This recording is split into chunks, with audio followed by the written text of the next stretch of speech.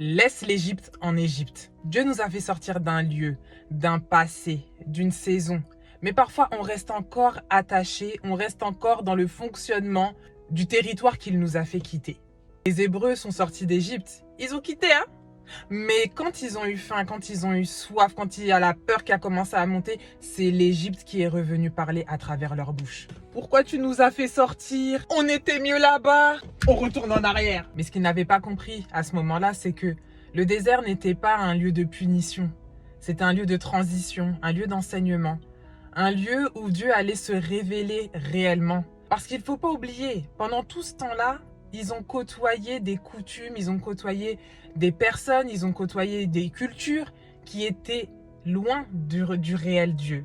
L'idolâtrie, la statue, Ramsès, tout ça là. C'est pas Jésus ça, c'est pas Dieu ça.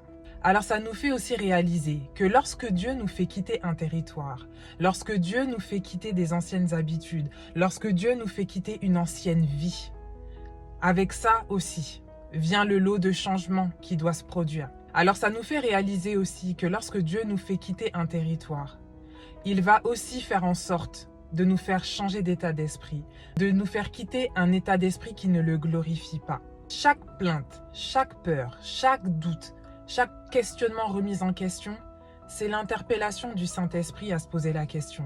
Est-ce que la voix qui me parle vient de lui ou la voix qui me parle vient d'Égypte? Dieu ne nous invite pas seulement à marcher. Le peuple ne marchait pas simplement dans le désert.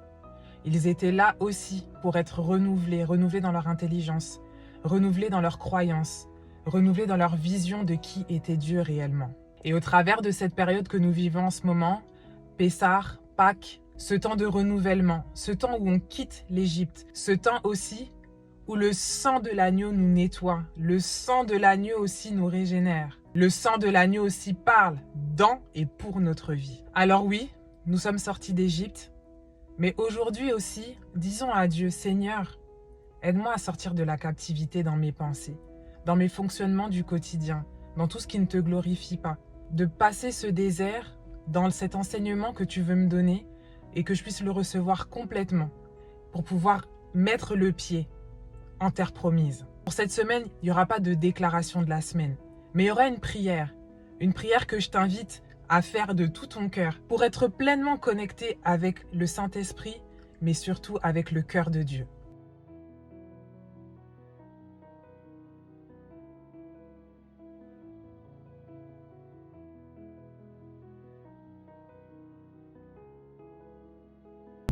Bon, moi c'est bon, hein. Moi je pars pour la terre